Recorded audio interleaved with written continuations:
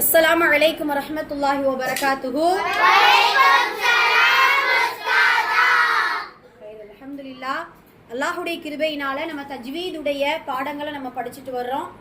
அதன் அடிப்படையில் நம்ம தஜ்வீதுடைய முக்கியத்துவம், தஜ்வீதுனா என்ன, அந்த தஜ்வீதுக்கு மாற்றமா ஓதுவதற்கு என்ன பேரு, அதுக்கப்புறம் நூனை சாக்கின் தன்வீன்னா என்ன, நூனை சாக்கின் தன்வீனுக்கு எத்தனை சட்டங்கள், அதுல நம்ம எந்த சட்டத்தை நம்ம பார்த்திருக்கோம்? இல்ஹாருடைய சட்டங்கள் பார்த்து முடிச்சாச்சு. சரிங்களா? இல்ஹாருடைய எழுத்துக்கள் எத்தனை இருக்கு? இல்ஹார நம்ம எப்படி ஓதணும்? மாஷா அல்லாஹ். எந்த அடையாளத்துக்கு பின்னாடி வந்தா வெளிப்படுத்தி ஓதணும்? நூனை சாக்கினுக்கும் தன்வீனுக்கும். தன்வீன் எந்தெந்த தன்வீன் வந்தா?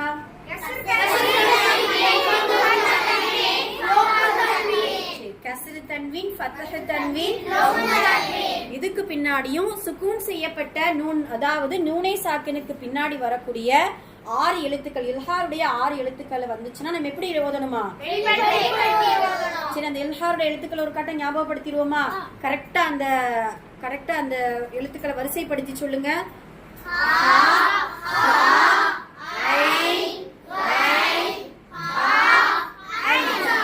அல்லது ஹம்சா அலிஃப் எது வேணாலும் ஓகே தான். சரியா? மாஷா அல்லாஹ். சரி, இன்னைக்கு நூனை சாக்கின் தன்வீனுடைய சட்டங்கள் 4ன்னு சொன்னோமா? அதுல இல்ஹாருடைய சட்டங்கள் தெளிவா பார்த்தாச்சு. அல்ஹம்துலில்லாஹ். இன்னைக்கு இஹ்ஃபா என்றால் என்ன, எந்த சட்டம் பார்க்க போறோம்? அதாவது இரண்டாவது சட்டத்தை நம்ம பார்க்க போறோம். இதுல பாத்தீங்கன்னா இத்காம், இல்ஹார் ஆகிய இரண்டுக்கும் இடையே உள்ள தன்மையே இஹ்ஃபாவாகும். அதாவது மறைத்து, எப்படி மறைத்து? மூக்கால் மொழிவதாகும். இதற்கு பெயர் தான் இஹ்ஃபா என்று பெயர். புரியுதுங்களா? இப்ப நாம எப்படி புரிஞ்சுக்கலாம் அப்படின்னா, இதுகாம் 3வது சட்டம் இன்ஷா அல்லாஹ் இனிமே படிக்க போறோம். சரிங்களா? குழப்பிக்க வேண்டாம். இதுகாம்ங்கிறது 3வது சட்டம். அதுக்கு பின்னாடி இல்ஹார் நம்ம படிச்சோம்ல, ஃபர்ஸ்ட் சட்டம். அது அந்த ரெண்டுக்கும் நடுவுல உள்ளதுதான். ஓகேவா? அதே போல இதுகாம்னா நம்ம என்ன தமிழ்ல படிச்சிருக்கோம்? இணைத்து ஓதுதல். இதுகாம் அப்ப என்னது? ஓகே, சரி, அல்ஹம்துலில்லாஹ். அப்ப இஹ்ஃபானா எப்படி? இதுகாமுக்கும் இல்ஹாருக்கும், அதாவது இணைத்து ஓதக்கூடிய சட்டத்துக்கும் வெளிப்படையாக ஓதக்கூடிய சட்டத்துக்கும் நடுவுல இருக்கிறது தான் இஹ்ஃபா. புரியுதுங்களா? இப்ப இஹ்ஃபானா ஷார்ட்டா நீங்க எப்படி புரிஞ்சுக்கணும் அப்படின்னா, மறைத்து ஓதுதல். எப்படி புரிஞ்சுக்கணும்? மறைத்து ஓதுதல். எதுல மறைக்கணுமா? மூக்கால் மறைத்து ஓத வேண்டும். சுப்ஹானல்லாஹ். குர்ஆன்லயே அதிகமாக வரக்கூடிய சட்டம் எது? இந்த இஹ்ஃபாவுடைய சட்டங்கள் தான் நம்ம இன்ஷா அல்லாஹ் அதிகமா நம்ம குர்ஆன்ல பார்க்க போறோம் இன்ஷா அல்லாஹ். சரி, இப்போ இஹ்ஃபானா என்னங்கிறது உங்களுக்கு புரிஞ்சிருக்கும். இஹ்ஃபானா என்னது? மறைத்து ஓதுதல், அதாவது மூக்கால் மறைத்து ஓதுவதாகும். அப்படிங்கறத ஷார்ட்டா புரிஞ்சுக்கோங்க. ரெண்டாவது ரொம்ப முக்கியமானது, இஹ்ஃபாவுடைய எழுத்துக்கள் எத்தனை? இஹ்ஃபா எழுத்துக்கள் மொத்தம் எத்தனை இருக்குது? 15 எழுத்துக்கள் ஆகும். நீங்க நினைக்கலாம் 15 எழுத்துக்களா எப்படி நாங்க மனனம் செய்யறது அப்படிங்கறத நீங்க இது பண்ணிக்க வேண்டாம். சுப்ஹானல்லாஹ். குர்ஆன்ல அதிகமா வர்றதுனால நீங்க மனப்பாடம் பண்ணாமையே உங்களுக்கு கண்டிப்பாக அந்த இடத்துல இஹ்ஃபாவுடைய இடம் இது மறைத்துதான் நம்ம ஓதணும் அப்படிங்கிறது பழக்கத்துல வந்துடும். புரியுதுங்களா? அடிக்கடி ஒரு சட்டத்தை நம்ம பழக்கப்படுத்தும் பொழுது அது தன்னை அறியாமலே நம்ம என்ன செய்வோம்? அந்த இடத்துல இன்ஷா அல்லாஹ் மறைத்து ஓதக்கூடிய அந்த தன்மையை அல்லாஹ் நமக்கு கொடுத்துரும். ஆனாலுமே கொஞ்சம் கவனமா இருக்கணும். அந்த இஹ்ஃபாவுடைய எழுத்துக்களை நம்ம கண்டுபிடிக்கும் பொழுது இப்போ லேட்டஸ்டா நமக்கு கலர் குர்ஆன் வந்துருச்சு. அப்படிதானப்பா? நம்மலாம் முன்னெல்லாம் பாத்தீங்கன்னா இப்போ ஒரு 4-5 வருஷமா தான் கலர் குர்ஆன் அதிகமா வந்திருக்கு. கலர் குர்ஆன்லாம் புரியுதுங்களா? கலர் தஜ்வீத் குர்ஆன். இப்போ தஜ்வீத் குர்ஆனே பிரிண்ட் அடிச்சு கொடுத்துட்டாங்க. அதனால என்ன ஆயிடுச்சு, மக்களுக்கு மத்தியில இது எது என்ன சட்டம் அப்படிங்கிறது தெரியாத அளவுக்கு மனப்பாடம் பண்ண ஆரம்பிச்சிட்டாங்க. எப்படி மனப்பாடம் பண்ணனா, ஓ இந்த கலர் கொடுத்தா இந்த இடத்துல இப்படி ஓதணும். அது மொட்டை மனப்பாடம். அப்படி பண்ணவே கூடாது. புரியுதுங்களா? நம்ம புரிஞ்சு படிக்கணும். இப்போ தஜ்வீத் இல்லாம ஒயிட்டா சாதாரணமா இருக்கக்கூடிய குர்ஆனை நம்ம எடுத்து ஓதுனாலும் இது இல்ஹாருடைய சட்டம், இது இஹ்ஃபாவுடைய சட்டம் அப்படிங்கறத கண்டிப்பா நம்ம என்ன செய்யணும்? இன்ஷா அல்லாஹ் தெரிஞ்சுக்கணும். அதுக்கு நம்ம என்ன செய்யணும்? புரிதல் வேணும். சரிங்களா? அதனால நாம என்ன செய்ய போறோம் அப்படின்னா, இந்த இஹ்ஃபாவுடைய எழுத்துக்கள் 15 எழுத்துக்களையும் கரெக்டா கவனமா மனனம் செய்யணும். மனனம் செய்யறது மட்டுமல்லாம குர்ஆன்ல அது எங்க இருக்குன்னு தேட ஆரம்பிக்கணும். இப்போ நீங்க நான் ஃபார் எக்ஸாம்பிள் பாத்தீங்கன்னா நாளைக்கு என்கிட்ட பாடம் கொடுக்குறீங்க, உஸ்தாது கிட்ட நீங்க பாடம் கொடுக்குறீங்க அப்படின்னா நாளைக்கு குர்ஆன் செட்ல உள்ளவங்க, அப்புறம் சூரா சொல்றவங்க, அப்புறம் எஸ்என்எல் குர்ஆன்ல அந்த பெரிய பெரிய எழுத்துக்கள்லாம் வரும் இல்லையா, ஒரு ஜும்லாவா ஒரு வரியா ஓதக்கூடிய அந்த பிள்ளைங்கள்லாம் நாளைக்கு இன்ஷா அல்லாஹ் இஃபாவை நடத்தினா கண்டிப்பா உங்களுக்கு புரிஞ்சிடும். இன்னைக்கு இன்ஷா அல்லாஹ் நாளைக்கு தேட ஆரம்பிங்க. உங்களுடைய பாடத்துல மட்டும் தேடுங்க, குர்ஆன் ஃபுல்லா நீங்க தேட வேண்டாம். ஒரு நாளைக்கு ஒரு 4 ஆயத்து நீங்க பாடம் கொடுக்குறீங்க, இல்ல 2 வரி பாடம் கொடுக்குறீங்க அப்படின்னா அதுல என்ன சட்டம் இருக்கு, இல்ஹாலுடைய சட்டம் இருக்கா, இஃபாவுடைய சட்டம் இருக்கா, நடத்த நீங்க தேடினா போதும். புரியுதுங்களா? அப்பனாதான் உங்களுக்கு புரிதல் ஏற்படும். புரியுதா? ஓகே, சரி. இப்போ நாம எழுத்துக்கள் என்ன அப்படிங்கறத நம்ம தெளிவா நம்ம பார்க்க போறோம். நல்லா கவனிங்க. இப்போ அரபு லெட்டர்ஸ் நமக்கு வரிசையா தெரியும், அப்படிதானப்பா? ஒரு காட்ட அரபு லெட்டர்ஸ் சொல்லிடுவோமா? ஓகே, அழகா கரெக்டா சொல்லுங்க. அதனுடைய மக்ரஜ் வெளிப்படுத்தக்கூடிய இடம் கரெக்டா இருக்கும் இன்ஷா அல்லாஹ். சொல்லுங்க.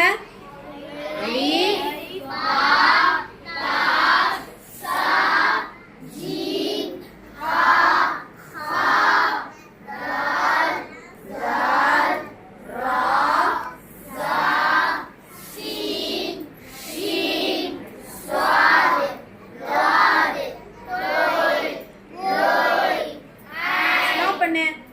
தொயிலை சொல்லுவோமா? அப்படி சொல்லணும். சரி.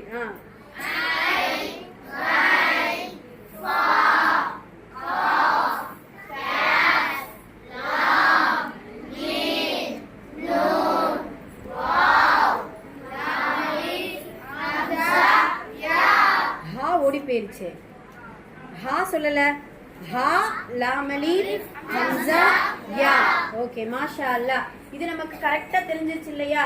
ஏன்னா இந்த 15 எழுத்துக்கள் நமக்கு தெரியணும் அப்படின்னா அரபு லெட்டர்ஸ் ஃபுல்லா மனப்பாடமா இருக்கணும் நமக்கு. புரியுதா? ஓகே, இப்போ நம்ம எங்க கவனிங்க. இஃபா எழுத்துக்கள் 15. அதுல சொல்லுங்க. தா சா ஜீம் தால் லால் ஸா சீன் ஷீன் ஸாத் வால் தொய் லோய் ஃபா காஃப் காஃப். ஓகே, மாஷா அல்லாஹ். இதை நீங்க எப்படி அழகான முறையில புரிஞ்சுக்கலாம் அப்படின்னா தாவுக்கு அடுத்து கண்டிப்பா சாதா வரும். அப்படிதானே? அலிஃப் பா தாவுல அலிஃப் பா தா சா. இப்ப இதுல தாவுக்கு அடுத்து தாவுல இருந்துதான் இந்த இஃபாவுடைய எழுத்துக்கள் ஆரம்பிக்கப்படுதுன்னு ஞாபகம் வச்சுக்கணும். புரியுதா? தாவுல இருந்துதான் இந்த இஃபாவுடைய எழுத்துக்கள் ஆரம்பிக்கப்படுகிறது.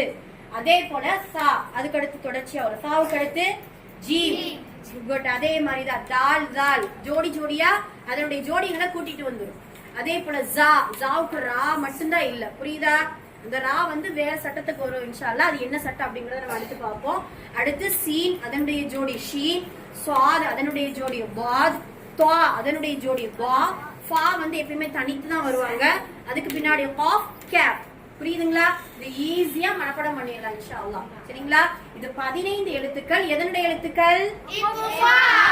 இக்ஃபா சொல்லக்கூடாது. இஃபா ஹாவுடைய உச்சரிப்பு வரும். புரியுதுங்களா? இஃபா. ஓகே கைட். சரி, 15 எழுத்துக்கள். இப்போ நாம இஃபானா என்ன அப்படிங்கறத நம்ம பார்த்துட்டோம். இஃபாவுடைய எழுத்துக்கள் என்ன அப்படிங்கறத நம்ம பார்த்துட்டோம். இஃபாவுடைய சட்டம் என்ன?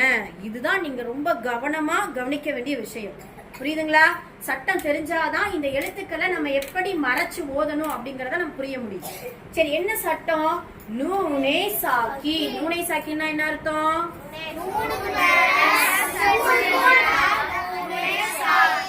நீங்க எப்படி தஜ்வீதுடைய கல்வியில சொல்லணும் அப்படின்னா சுக்கூன் செய்யப்பட்ட நூன். எப்படி சொல்லணும்? கேர்ள்ஸ் கவனிக்கிறீங்களா?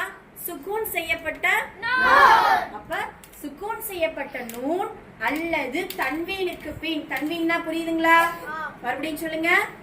கஸ்ரு தன்வீன், ஃபத்ஹு தன்வீன், தம்மு தன்வீன். ஓகே, தன்வீனுக்கு பின் இந்த 15 எழுத்துக்களில் ஏதாவது ஒன்று வந்தால் அதை இஃபா செய்து, அதாவது மூக்கால் மறைத்து ஓத வேண்டும். எவ்வளவு தெளிவா நமக்கு கொடுத்திருக்காங்க பாத்தீங்களா? ரொம்ப சிம்பிள். சுக்கூன் செய்யப்பட்ட நூன் எங்கெல்லாம் குர்ஆன்ல இருக்குதோ அதுக்கு பின்னாடி உள்ள எழுத்துக்களை கவனிக்கணும். அதே போல தன்வீன், ஃபஸ்ட் தன்வீன், கஸ்ரு தன்வீன், தொம்மு தன்வீன், அந்த தன்வீன் உள்ள எழுத்துக்கள் அந்த அடையாளத்துக்கு பின்னாடி என்ன முன்னாடி இருக்கிறத பார்க்க கூடாது, அதுக்கு அடுத்ததை தான் நம்ம பார்க்கணும். புரியுதா? கவனிக்கிறீங்களா? அதுக்கு அடுத்த உள்ள எழுத்துக்களை நம்ம பார்க்கணும். அந்த எழுத்துக்கள் இந்த 15 எழுத்துக்கள்ல ஏதாவது ஒண்ணு வந்தாலும் நாம அந்த இடத்துல மூக்கால் மறைத்து ஓத கத்துக்கிறணும். புரியுதுங்களா? அதுதான் இஹ்ஃபாவுடைய சட்டம்.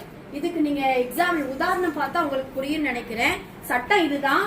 சுகூன் செய்யப்பட்ட நூனுக்கு பின்னாடியோ அல்லது தன்வீனுக்கு பின்னாடியோ இந்த 15 எழுத்துக்களில் ஏதாவது ஒன்று வந்தால் இஹ்ஃபா செய்து, அதாவது மூக்கால் மறைத்து ஓத வேண்டும். புரியுதுங்களா? இப்போ எக்ஸாம்பிள் பாருங்க. இங்க கவனி, போர்ட கவனி. நூனை சாக்கினுக்கு பின் எக்ஸாம்பிள் கொடுத்திருக்காங்க. லா தஃஅலு. இந்த இடத்துல சுகூன் செய்யப்பட்ட நூன் எதுல இருக்கு? லன்ல இருக்குது. புரியுதா? சுகூன் செய்யப்பட்ட நூன் எங்க இருக்கு? இந்த நூனுக்கு பின்னாடி என்ன எழுத்து வந்திருக்கு? என்ன எழுத்து வந்திருக்கு? தா தான ஃபர்ஸ்ட் எழுத்து வந்திருக்கு. தா எதனுடைய எழுத்து? ஃபர்ஸ்ட் இருக்கு. பாத்தீங்களா? இஹ்ஃபாவுடைய எழுத்து. இப்போ இந்த இடத்துல நாம எப்படி மறைச்சு ஓதணும்? மூக்கால் மறைத்து ஓத வேண்டும். இப்ப நான் சொல்றேன், நல்லா கவனிங்க. லா தஃஅலு. எப்படி ஓதணும்? லன் தஃஅலு ஓதக்கூடாது. அந்த நூனை நம்ம என்ன செய்யணுமா? மறைச்சு ஓதணும். அந்த நூனை சாக்கினை மறைத்து விட வேண்டும். அப்ப நம்ம எப்படி ஓத போறோம்? லா தஃஅலு. ஒரு சில பேர் குன்னா செய்யறங்கிற பேர்ல எப்படி சொல்லுவாங்கன்னா நூனை அழுத்தி ஓதுவாங்க. லன் தஃஅலு ஓதவே கூடாது. லன் தஃஅலு நூனை அழுத்துவது இது சட்டமே இல்லை. லா தஃஅலு மறைத்து தான் நம்ம என்ன செய்யணும் இன்ஷா அல்லாஹ் ஓத கத்துக்க வேண்டும். சரிங்களா? இப்போ உங்களுக்கு புரியுற மாதிரி சூரத்துன் நாஸ் நம்ம எடுத்துக்கிறோம். சூரத்துன் நாஸ் எல்லாருக்குமே பாடம் தானே? குல் அஊது பிரப்பின் நாஸ் மலிக்கின் நாஸ் இலாஹின் நாஸ். இதுக்கு அடுத்து தான் நமக்கு இஹ்ஃபாவுடைய சட்டம் வருது. மின் ஷர்ரில் வஸ்வாசில் கன்னாஸ். அந்த இடத்துல மின் ஷர்ரி பாருங்க. இத மின் இப்போ இது இருக்குதுன்னு வச்சுக்கோங்களேன். இந்த இடத்துல மின் ஷர்ரி அப்படின்னு இருக்குது. இங்க சுக்கூன் செய்யப்பட்ட நூன் இருக்கா? நூனுக்கு அடுத்து என்ன எழுத்து இருக்கு? ஷீன் இதுல இருக்கான்னு பாருங்க. Okay, good. இந்த ஷீன் இருக்கு. அப்ப ஷீன் இருந்தா நாம இந்த இடத்துல எப்படி ஓதணுமா? இதுதான் இஹ்ஃபாவுடைய சட்டம். புரியுதா? இது இல்ஹாருடைய சட்டத்துல சேருமா? இல்ஹாருடைய சட்டத்துல முன்ன படிச்சோமே, இல்ஹாருடைய சட்டத்துல சேருமா? ஏன் சேராது? ஏன்னா ஷீன் புரியல. அது வெளிப்படுத்தி ஓதணும். அது மட்டும் இல்லாம ஷீன்ங்கிறது இஹ்ஃபாவுடைய எழுத்தே தவிர எதனுடைய எழுத்து இல்ல, இல்ஹாருடைய எழுத்து கிடையாது. புரியுதா? நல்லா புரிஞ்சுக்கணும். அப்ப நாம இந்த சூரத்துன் நாஸ்ல மின் ஷர்ரி நஃபாசாத்தி ஃபில் குல் அஊது பிரப்பின் நாஸ் மலிக்கின் நாஸ் இலாஹின் நாஸ் மின் ஷர்ரில் வஸ்வாசில் கன்னாஸ நாம எப்படி ஓதக்கூடாது அப்படின்னா மின் ஷர்ரி அப்படின்னு செய்யக்கூடாது. அந்த நூனே இருக்கிறதே தெரியாம மறைச்சு நம்ம என்ன செய்யணும் இன்ஷா அல்லாஹ் ஓதணும். இப்ப எப்படி நீங்க உச்சரிக்கணும்? மின் ஷர்ரில் வஸ்வாசில் கன்னாஸ். புரியுதுங்களா? அதுதான்ப்பா சட்டம். அவ்வளவுதான். இதை புரிஞ்சுக்கிட்டாலே போதும். அதே போலதான் குர்ஆன்ல வரக்கூடிய சில உதாரணங்களை நம்ம டீடைல்ஸ் நம்ம சீக்கிரமா பார்த்து முடிக்க போறோம். மின் சுல்தான். இந்த இடத்துல என்ன இருக்குது? மின் சுல்தான். இதுல சுக்குன் செய்யப்பட்ட நூன் எங்கப்பா இருக்கு? மின்ல இருக்கு. சுக்குன் செய்யப்பட்ட நூனுக்கு பின்னாடி என்ன எழுத்து வந்திருக்கு? என்ன எழுத்து வந்திருக்கு? ஷீனா சீனா? இல்லையே, புரியல. புள்ளி வச்சதா ஷீன் சொல்லணும், புள்ளி வைக்காதத சீன். அப்ப இந்த இடத்துல ஒரு காட்ட ஓதி காமிங்க. எப்படி ஒன்னா செய்வீங்க?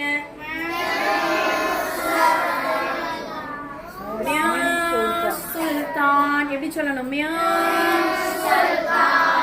நல்ல அந்த நூனை மறைச்சு சுல்தான். மாஷா அல்லாஹ். அந்த உன்னா செய்யும் பொழுது மூக்குல வைப்ரேட் ஆகணுமா? சரிங்களா? சுல்தான். அதுக்காக மூக்க பிடிச்சிட்டுலாம் வைக்கக்கூடாது. புரியுதா? Okay fine. சரி, இப்போ நம்ம சுப்பம் செய்யப்பட்ட நூனையே நம்ம பார்த்துட்டு இருக்கிறோம். ரெண்டாவது தன்வீனுக்கு பின் தன்வீன் வி. இந்த இடத்துல எப்படி எங்க தன்வீன் கொடுக்கப்பட்டிருக்கு? புரியுதா? லாமுக்கு கீழே தானே தன்வீன் இருக்கு. என்ன தன்வீன் இருக்குங்க எனக்குள்ள? மாஷா அல்லாஹ், கஸ்ரு தன்வீன் இருக்குப்பா. சரியா? கஸ்ரு தன்வீனுக்கு பின்னாடி என்ன எழுத்து இருக்கு? இது என்ன எழுத்து? இது தால் தானே. தால் வந்து எதனுடைய எழுத்து? எழுத்துல இருக்குதா தால். அப்போ தன்வீனுக்கு பின்னால் இஃபாவுடைய எழுத்தான இந்த தால் வந்தால் எப்படி மறைச்சு நம்ம ஓதணும்? எங்க ஓதுங்க பார்க்கலாம். சரி, வரல நான் சொல்லித்தரேன். எப்படி ஓதணும்?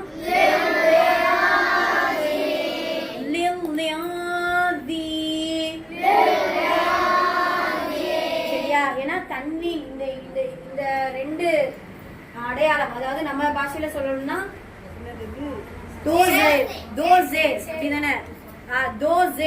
அந்த தோசேர் வந்துச்சு அப்படின்னா, அல்லது நம்ம தஜ்வீதுடைய கல்வியில சொல்லணும்னா கெசரு தன்வீன். புரியுதுங்களா? அந்த கெசரு தன்வீன் வந்துச்சு அப்படின்னா அந்த தன்வீனை நம்ம மறைச்சு அதை அதுக்கு அடுத்ததுல நம்ம என்ன செஞ்சுக்கிறோம்?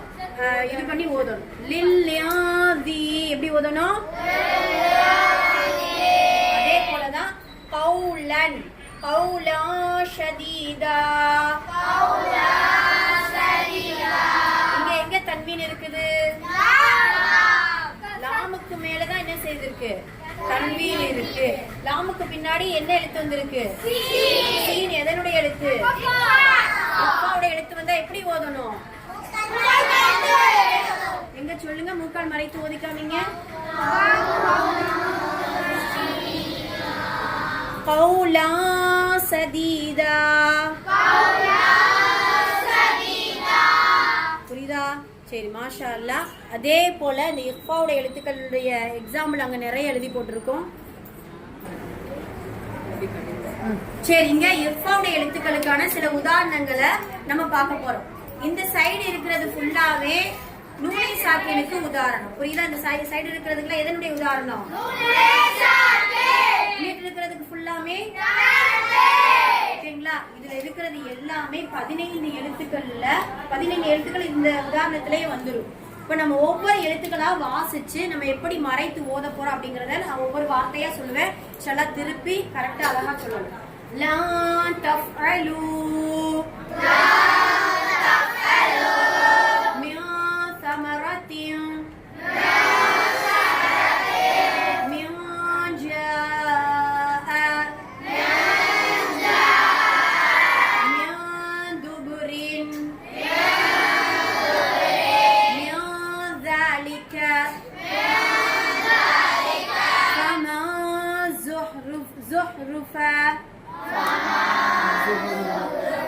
فما زحزحا من سلطان من شكر من صيام لمن ضل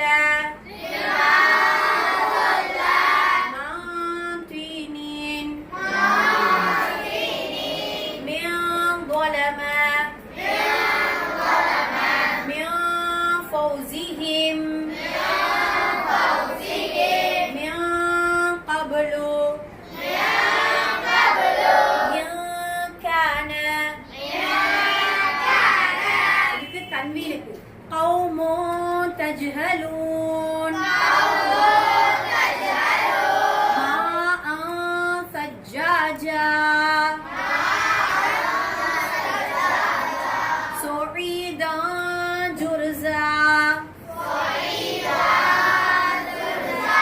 كأسا دهاقا ظل ذي صعيدا زلقا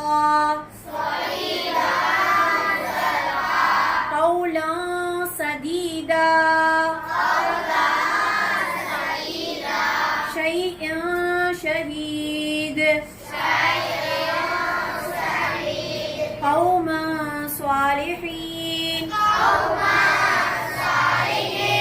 عذابا ضعفا صعيدا طيبا ظلا ظليلا قوم فاسقون رزقا قالوا بدم كذب குட் மாஷா அல்லாஹ்.